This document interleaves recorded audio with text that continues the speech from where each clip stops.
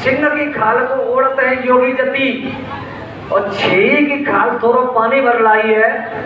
कहत कवि दयाराम प्रभु के भजन बिना, या मानुष की देह कछु काम नहीं आई है। प्रेमी भाई बहनों, ये थोड़ा सा जीवन बचा हुआ है और इसमें अगर कुछ कर लिया जाए तो ठीक, नहीं तो बाबा जय गुरुदेव की भविष्यवाणी के अनुसार समय का परिवर्तन होना निश्चित है और वो होगा, रोकेगा नहीं किसी के रोके।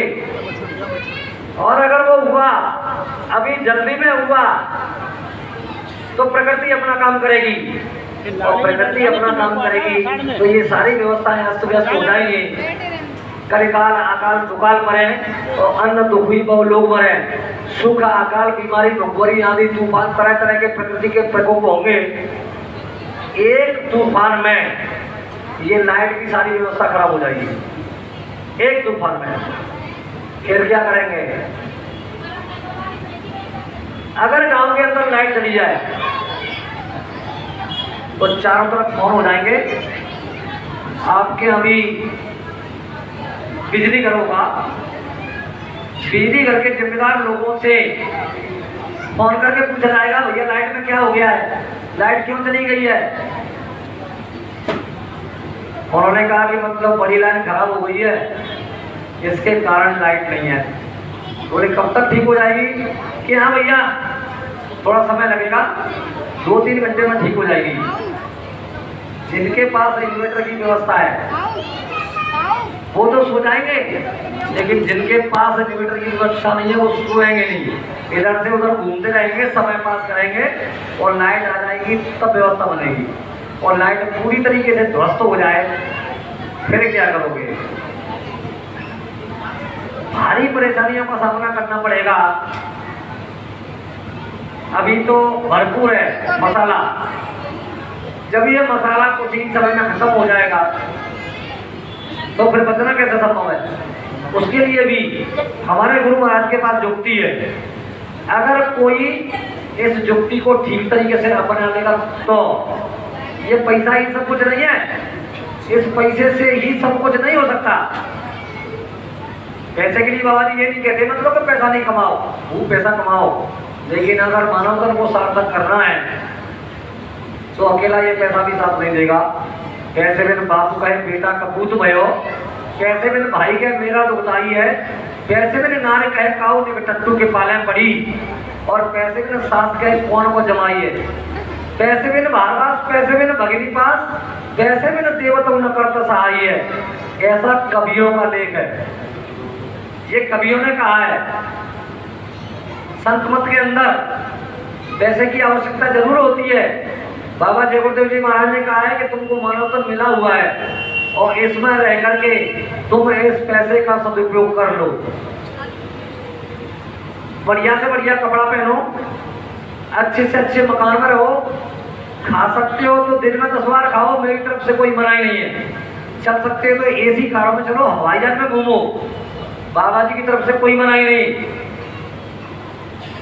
लेकिन जब वो अंत समय आएगा और ये जीवात्मा दोनों आंखों के मध्य भाग में बैठी है और यहां से वो निकल करके अपने देश चली जाएगी,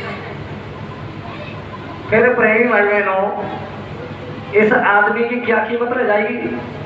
चाहे आपने बच्चों के लिए लाख कमाया या करोड़ कमाया, जब तक आप हैं तब तक सब कुछ है। आप नहीं है, कुछ नहीं है। आपके ही घर वाले कुछ ही देर के बाद, इस शरीर से जीवात्मा निकलने के बाद घंटे 2 घंटे के बाद ही अड़ोसी पड़ोसी और गांव के लोग आएंगे और ये कहेंगे कि देखो भाई अब जो होना था वो तो हो गया, अब एक काम करो, जल्दी करो, इस मट्टी को हिलने लगाओ। क्या होगा?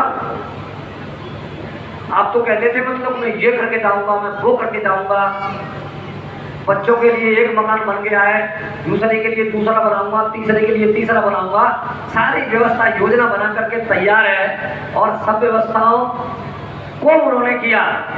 और उसके बाद अगर उसका समय आ गया तो क्या ले गया? क्या गया उसके साथ? पूरे जीवन की कमाई यहीं की यहीं रही रह गई। तो ये आर्थिक यहीं तक सीमित है, इस भौतिक जगत ही तक सीमित है। लेकिन परमार्थ क्या है? ये आर्थिक रुपया पैसा इस शरीर का धन है, और आत्मा का धन क्या है? आत्मा का धन है ये भजन, और भजन की पूंजी अगर अपने पास नहीं है तो कुछ भी नहीं है। अंत समय में वही पूंजी साथ देती है। और बाबा जगोदर जी महाराज कह रहे हैं कि किसने वो समय देखा? प्रथम जन्म गुरु भक्ति कर, जन्म दूसरे नाम, और जन्म तीसरे मुक्ति पद, चौथे सतगुरु धाम। इस काम के लिए कितने जन्म लेने पड़ेंगे? 4। ये 4 जन्मों में काम पूरा होगा। लेकिन बाबा जी ये कह रहे हैं कि मैं ये तुम्हारा इसी जन्म में और इसी समय में अगर तुमने मेरी बात मान ली, मेरे कहने के अनुसार चल पड़े, तो इसी जन्म में पूरा करा दूंगा। इसलिए आवश्यकता है इस मानव तन की महिमा को समझने की।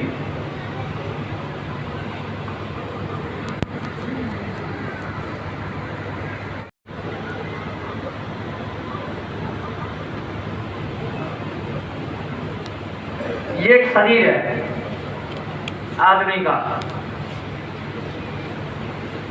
इस शरीर में दोनों आंखों के मध्य भाग में जीवात्मा को बिठा दिया है। ये जीवात्मा बैठी है। क्या हुआ? गहरा करो साहब, थोड़ा गहरा नहीं।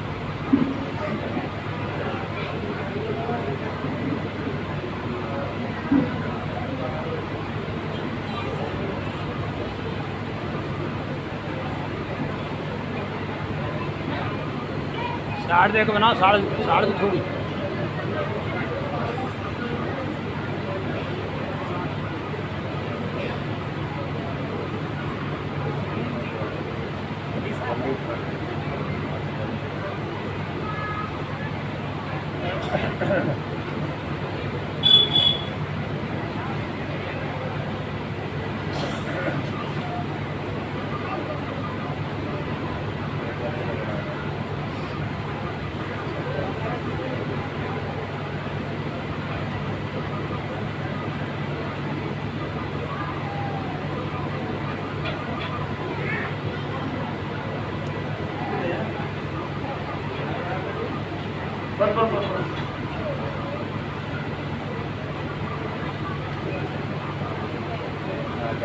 देखिए ये चित्र बना दिया हमारे पेंटर भाई ने।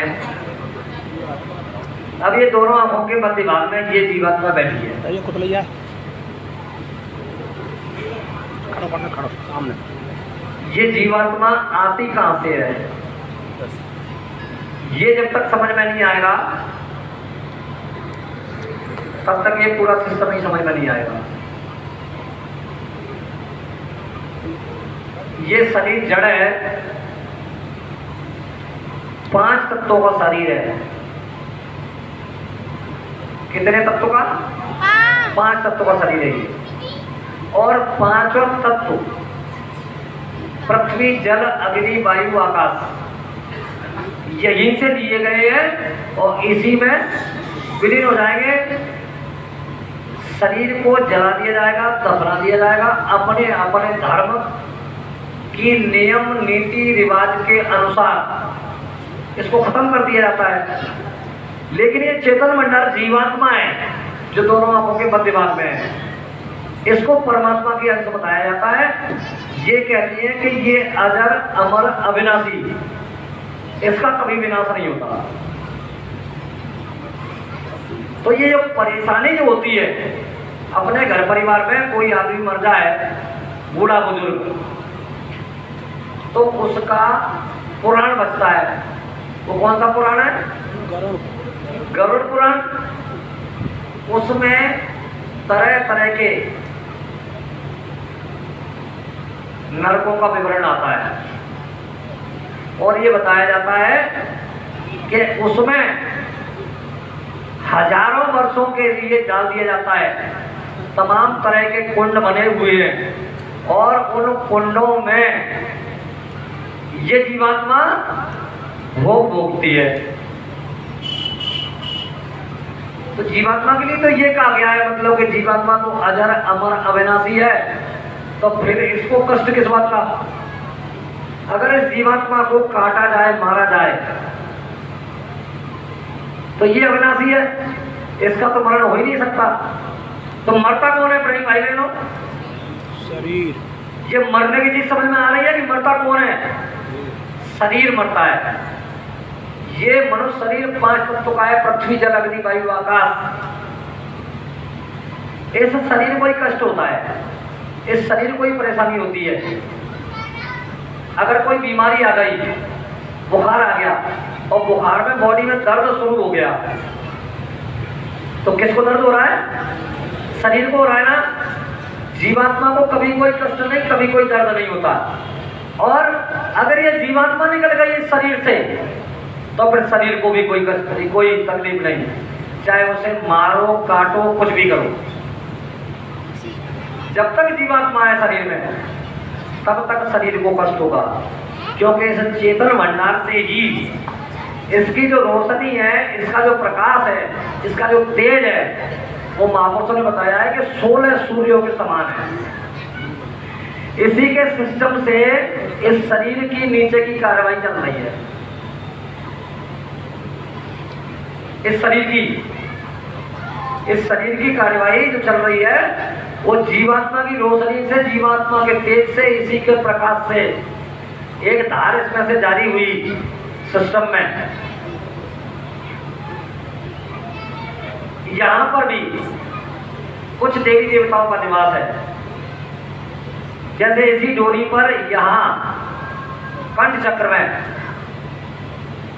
एक देवता को बिठा दिया, हृदय चक्र में दूसरे देवता को बिठा दिया, इधर नाभि चक्र में तीसरे को बिठा दिया, इधर इंद्रिय चक्र में चौथे को बिठा दिया, और इधर बुधा चक्र में 5 को बिठा दिया। ये 5 देवी देवता यहाँ बैठे हुए हैं, अपना अपना जगह बना करके। इनको मैं खोल सकता हूँ, इनको आपको बता सकता हूँ, क्योंकि ये वेद मत की चीज है। ये है बुधा चक्र, और ये है इंद्री, ये है नाभि, ये है हृदय, ये है कंठ चक्र। कंठ चक्र में आद्या मां शक्ति का वास है, इधर हृदय चक्र में शंकर जी का, नाभि में विष्णु का, इंद्री में ब्रह्मा का, और ये गुदा में गणेश जी का। ये कौन से गणेश है? ये जो शंकर जी के पुत्र हैं ना, ये गणेश हैं।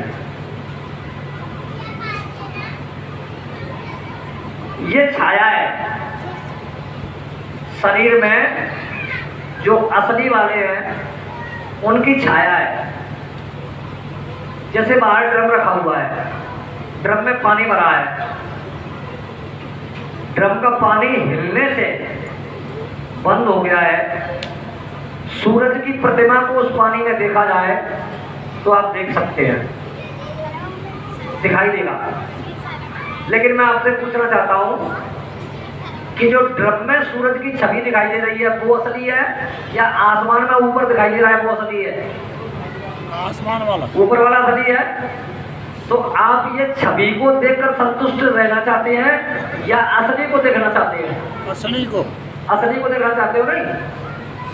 तो असली को देखने के लिए, जैसे घर परिवार में माताएं बहनें भोजन बनाती हैं समय से, सुबह का नाश्ता बना दिया, दोपहर का खाना बना दिया, शाम का फिर बना दिया, और आपसे कह दिया जाए कि भोजन कर लो, आपके सामने नहीं है, तो भोजन हो जाएगा? भाई भोजन परोस करके आपके सामने तक आएगा, और फिर आप अपने हाथ से तोड़कर और फिर मुंह तक ले जाओगे, खाओगे, तब वो खाना खाया जाएगा या दूर मंच पर रखा हुआ है और वहीं से कह दिया जाए कि भोजन रखा हुआ है, भोजन कर लो, तो भोजन हो जाएगा? नहीं होगा। ठीक ही यही हाल है इस साधन महल का भी। ये पहले के समय में इन देवी देवताओं की छाया को भी प्राप्त करना बहुत कठिन था, बहुत कठिन। योग साधना थी प्राणायाम की क्रिया थी, और उसके लिए महापुरुषों ने कहा है कि इस क्रिया को करने के लिए गुरु सामने होना चाहिए।